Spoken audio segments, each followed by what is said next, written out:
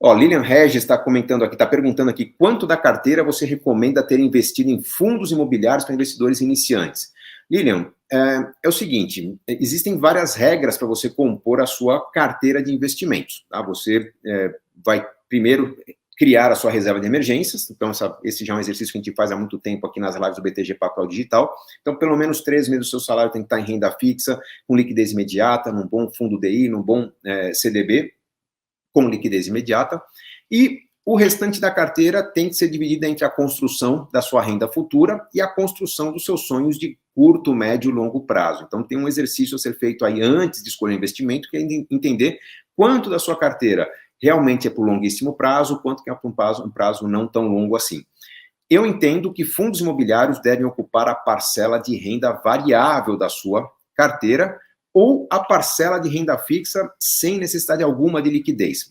Puxa, mas parcela de renda fixa sem liquidez é uma parcela de renda fixa que eu quero por longo prazo? Como que funciona isso? Bom, tem uma outra regrinha que a gente fala há muito tempo, que é você ter uma referência, ou a sua avaliação do perfil de investidor, você responde as perguntas, identifica se você é do perfil conservador, moderado, arrojado, e essa análise vai dizer para você qual que é o limite que você tem para investir em renda variável, mesmo que seja para planos de longo prazo. Então, puxa, se a sua avaliação do perfil de investidor deixou claro para você que você pode ter até 20% da carteira em renda variável, você fala, puxa, mas então 80% vai ter que render 2% ao ano na taxa Selic? Não.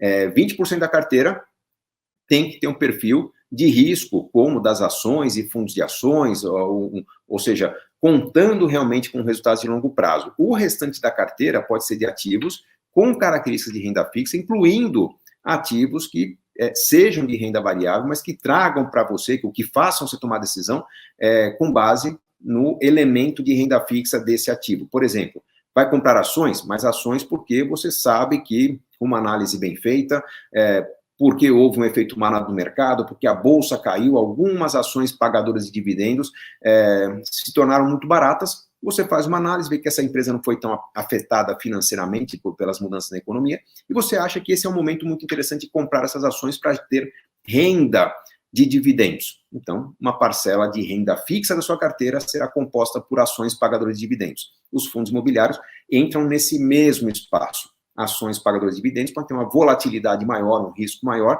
Fundos imobiliários, talvez um risco menor, maior consistência para você nutrir essa parcela de renda fixa robusta da sua carteira, que não é para reserva de emergência, não é para resgatar um projeto que vai ser concretizado daqui a 2 ou 3 meses. Então, com um prazo um pouco maior, fundos imobiliários cumprem bem esse papel. Outro ponto que também não pode ser ignorado é que nessa análise toda da carteira, um fundo imobiliário, ele está sendo comprado nesse momento com base no resultado que ele pode gerar para você em termos de cotas, mas uma visão de longo prazo é como as ações que pagam dividendos. Se você tiver um bom gestor comprando ativos, substituindo ativos que ao longo do tempo vão aumentar de valor, pode ser que você pague, por exemplo, R$100 por uma cota de fundo imobiliário hoje, que vai te render 0,5% ao mês de aluguel, e que daqui a algum tempo essa cota esteja valendo R$100, rendendo também 0,5%, não é mais meio centavo, e sim R$1 por mês, e na prática você vai ter, com investimento de 100, um rendimento de R$1 lá na frente, ou seja, você comprou com rendimento de 0,5% ao mês. Lá na frente, o seu rendimento vai ser de 1% ao mês, porque com boas escolhas, o valor patrimonial desse fundo tende a crescer, o valor dos ativos tende a crescer, e com isso você vai ter resultados mais interessantes. Legal?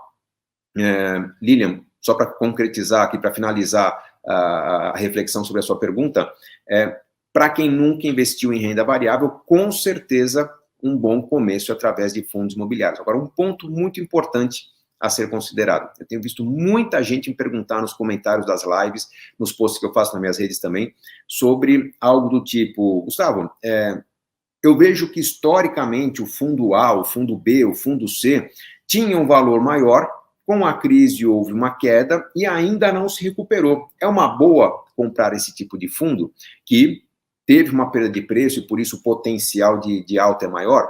A resposta é que não, tá? Existem 2 principais fatores para fazer com que o preço de um fundo caia. Um fator possível é o efeito manada. Puxa, investidor estrangeiro não quer investir no Brasil, algum grande investidor institucional está saindo da nossa economia, se desfazendo suas cotas, e aí tem uma queda no preço que se torna muito oportuna. Nesse momento, você tem que entender se não há nenhum tipo de deterioração da saúde desse fundo imobiliário, se não há nenhum tipo de perda de inquilino em algum imóvel que está ali dentro da carteira daquele fundo, e se é uma queda resultante do efeito manada, uma realização de lucros na bolsa, você vai fazer um grande investimento, vai aproveitar uma grande oportunidade.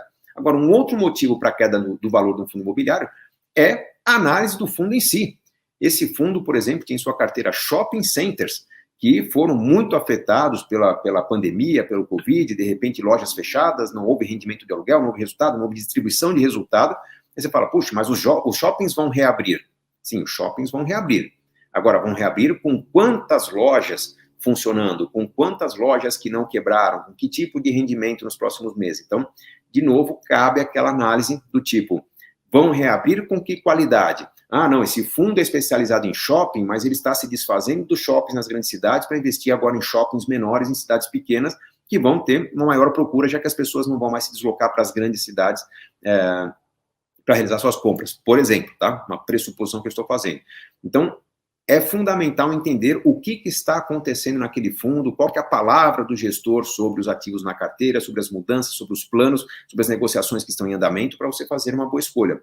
De novo, cabe aqui uma ajuda do seu assessor de investimentos com base nos estudos que a área de análise do seu banco, da sua corretora faz sobre aqueles ativos que estão disponíveis. A recomendação de um especialista é muito importante até que você adquira esse traquejo de acompanhar relatórios dos analistas, relatórios do próprio fundo imobiliário, relatórios ou análise do mercado como um todo, da região em que os ativos da carteira do seu fundo estão. Então, tudo isso é muito importante para você tomar decisões mais consistentes. Como nos imóveis, a maior parte do resultado que você terá ao longo do tempo será a partir de uma boa compra e não simplesmente a partir da boa administração daquilo que você comprou. Legal?